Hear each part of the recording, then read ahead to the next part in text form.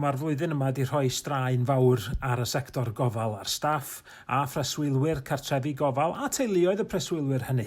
Mae cyfyngiadau ar ymweliadau wedi bod yn boen meddwl i lawer. A'r ateb gan y tîm yng Cartrefi Plas Garnedd yn Llanfairpwll ydy i osod caban clyd newydd y tu allan. A mi ydy traws newid pethau o ran caniatau ymweld diogel.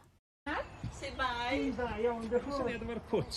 Y cwt oedd yn ystod y cyfnod clo cyntaf ddim braf. Dim problem, mae oedd gennym ni ffordd o gael y trigolion eistedd tu mewn yn yr adeilad ac oedd y teuluoedd yn cael eistedd tu allan, oedd yn gweithio'n iawn. Cyfnod clo yma, oedd na ddim gobaith o dywydd braf, oedd ni'n dallt hynny.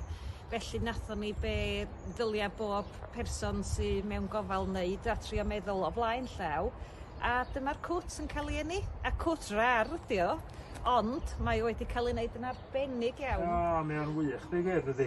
A mae'n gynnas ac yn glyd ac yn di. So pa mor braf ydi hi wrth i'r misoedd fod wedi pasio? Dach chi'n cyrraedd bwynt fan lle mae gennych chi'r cwt bach am fan hyn, mae pobl yn gallu dechrau gweld i gilydd efo chi. Wel, mae wedi gwneud gymaint o wahaniaeth a bod yn onast i pawb, i'r teuluoedd ac i'r trigolion hefyd.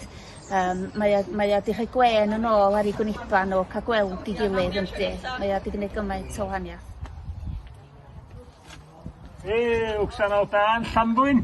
O, dyn yw bwch ydych chi, o mae hwnna'n milltir sgwar chi go iawn chi. Helo. Sut ydych chi? Neis a'ch gweld chi. Sut ydych chi?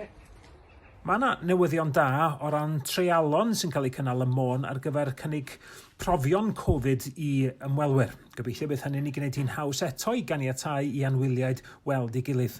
Mae yna ola ymhen draw'r twnnel, ond am rwan mae Plas Garnedd a Cartrefi eraill yn dal i drio arloesi mwyn caniatau i bobl allu dod at ei gilydd yn ddiogel.